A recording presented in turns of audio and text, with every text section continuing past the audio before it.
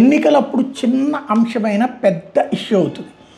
Mock polling అంటే ముందుగా ఏజెంట్లు ఎవరైతే ఉంటారో ఆ ఏజెంట్లు కి ఒరిజినల్గా జరుగుతుందా లేదా అని తెలియజేయడం కోసం అని చెప్పేసి ఈ బ్యాలెట్లు ఉంటాయి, మాక్ పోలింగ్ బ్యాలెట్లు. వాటితో చెక్ చేసుకున్నాక అంటే వాస్తవంగా అది వెరిఫై చేసుకున్నాక ఆ తర్వాతన పెడతారు, ఆ తర్వాతన పోలింగ్ జరుగుతుంటుంది.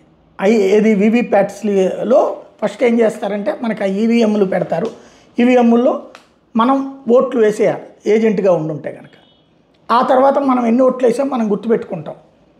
ఆ తర్వాత మనకి చూపెడతారు అది అన్నీ వచ్చినాయా లేదా అన్నది.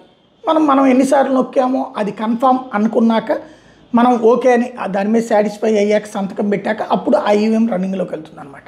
ఇది మాక్ పోల్ స్టైల్. అప్పుడు ఆ వీవీప్యాట్లు ఉంటాయి కదా, అవి తీసి మనకి ఇస్తారనమాట. చూపించిన తర్వాత అది ఓకే అనుకున్నాక మనం సంతకం చేస్తాం. అయితే ఇట్లాంటి వీవీప్యాట్లు రోడ్డు మీద కుప్పలుగా పోసున్నాయి. అది ఇంకేముంది, అదిగో బీహార్లో ఎన్నికల్లో మోసం జరిగిపోయింది అంటూ పెద్ద రచ్చ మీడియా అంతా. తీరా చూస్తే ఎలక్షన్కి సంబంధించిన ఉద్యోగులు ఆ మాక్ పోలింగ్కి సంబంధించిన స్లిప్పులు అవి తగలబెట్టాలి జాగ్రత్తగా. అలా కాకుండా చేశారు. దాంతో ఇద్దరు ఉద్యోగుల్ని సస్పెండ్ చేసింది ఎన్నికల సంఘం.